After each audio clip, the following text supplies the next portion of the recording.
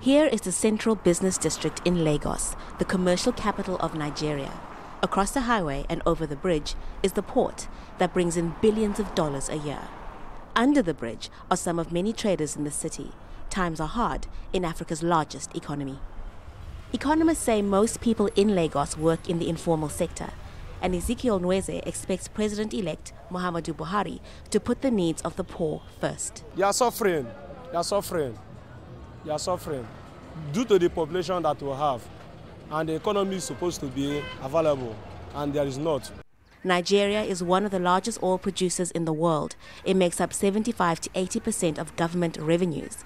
People complain this wealth isn't trickling down to them. It has been an economy of an elite striving to extract rent from an enclave sector called the oil economy. And unfortunately, the nature of the dominant political party in the country these last 16 years was that it was a vehicle crafted essentially for elite accommodation in the sharing of this rent. Buhari, who was once a petroleum minister, not only has to tackle corruption in the oil sector, Nigerians say the problem is widespread. That is why sometimes some people avoid doing contracts with government. They avoid public sector contracts altogether and deal with the private sector. So it's that deep. So there's going to be a need for Buhari government to actually conduct what we call a total revamping of the public sector, the civil service.